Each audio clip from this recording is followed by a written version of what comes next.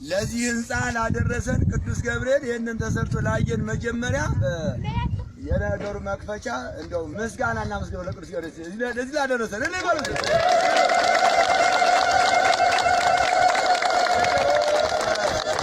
የደብረ ዋሻ ቅዱስ ገብርኤል ቤተክርስቲያን መሰረት ደንገው የተጣለ ሐምሌ 8 ነው።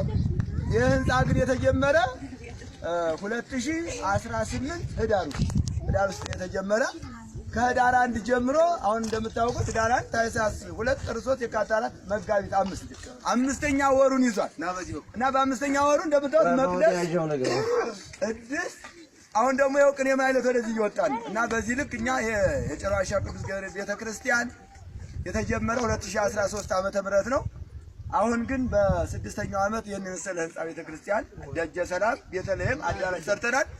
ለዚህ ቤተክርስቲያን ግን ለቅዱስ ገብርኤል ለፈጣኑ መልአክ ያው ጸበል ስላለው እውር ያበራል፣ ጎባጣ ያቀናል፣ ለምጽ ያነጻል፣ ካንሰር፣ ደም ግፊት፣ ስኳር ሁሉ ይፈውሳል።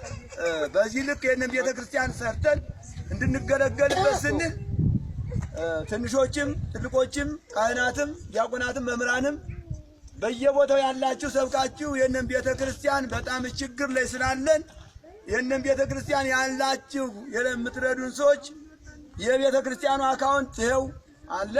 በቤተክርስቲያኑ አካውንት እንድትረዱን ነው በቅዱስ ገብርኤል ስም ነው የምንጠይቃችሁ።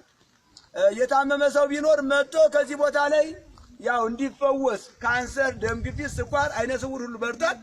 ለዚህ የኛንም ስልካችን እንሰጣቸዋለን። በዚህ አካውንት ቁጥር የቤተክርስቲያን እንድትረዱልን። አሸዋ ይቸግረናል፣ ጠጠር ይቸግረናል፣ የተለያየ ብሎኬት ቆርቆሮ ይቸግረናል።